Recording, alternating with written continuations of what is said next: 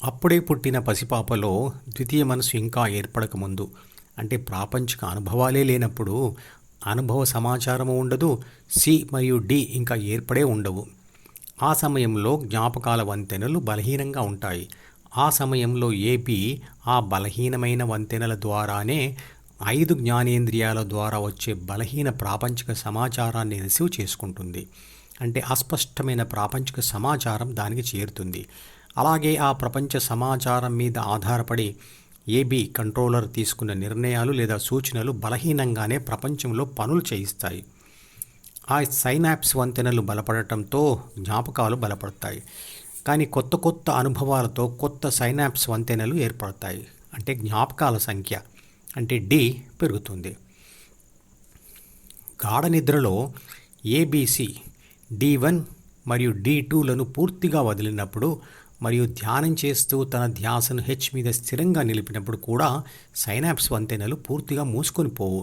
అవి మినిమం లెవెల్లో తెరుచుకొని, అంటే పసిపాపగా ఉన్నప్పుడు ఎలా ఉండేదో అలానే ఉంటుంది. వాడని మనసు మాడుతుంది అనే ధ్యాన సూత్రంలో తెలిపిన స్థితి ఇక్కడే ఈ సైనాప్స్ వంతెనలలోనే జరుగుతుంది. అంటే వాడుకలో లేని సైనాప్స్ వంతెన మినిమం లెవెల్లో తెరుచుకొని ఉంటుంది. కొత్త అనుభవ సమాచారంతో కొత్త వంతెన ఏర్పడుతుంది.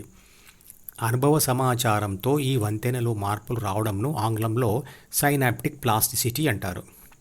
అలా డిలోని వంతెనలు గట్టిపడిన తరువాత ఆత్మ ప్రాథమిక మనసులోని శరీర రక్షణ, పోషణ మరియు పునరుత్పత్తి అనే 3 బాధ్యతల కోసం ఉన్న 6 రకాల ఆయుధాలతో, అంటే 6 చెడు గుణాలతో కలిసి సి అంటే అహం భావనను పొంది డిలోని కోరికలతో జ్ఞానేంద్రియాలను ఉత్తేజపరిచి ప్రపంచంతో కలిసి 7 పనులు చేస్తుంది.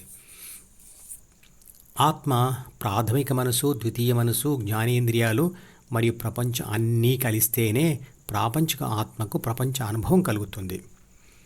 నేను అనే శక్తి న్యూరాన్ లోపలి భాగంలో ప్రాథమిక మనసుతో కలిసి ఉంటుంది. కానీ నేను అనే భావన అంటే అహం న్యూరాన్లకు బాహ్యంగా ఏర్పడే డిలో రాయబడుతుంది.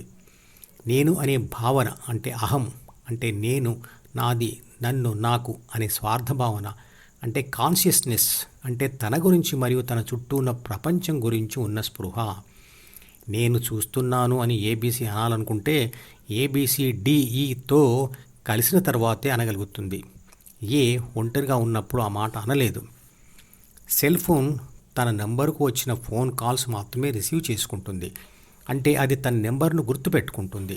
సెల్ ఫోన్ తన ఫోన్ నెంబర్ను గుర్తుపెట్టుకోవడం అంటేనే అది అహం భావన అంటే నేను, నాది, నాకు, నన్ను అనే భావన పొందినట్లు.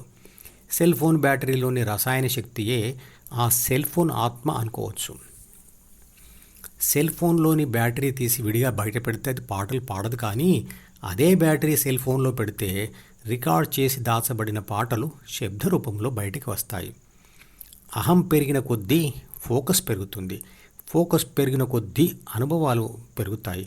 గెలుపు అనుభవాలు పెరిగితే అహం పెరుగుతుంది. ఈ ఛానల్కి సబ్స్క్రైబ్ చేస్తే మీకు మాత్రమే క్రమం తప్పకుండా అన్ని వీడియోలు చూసే అవకాశం ఉంటుంది. ఇతరులకు షేర్ చేస్తే మీ వల్ల వారికి కూడా ఈ వీడియోలు చూసే అవకాశం వస్తుంది. లైక్ చేస్తే యూట్యూబ్ మేనేజ్మెంట్ మరికొందరికి ఈ వీడియోలను చూసే అవకాశం ఇస్తుంది.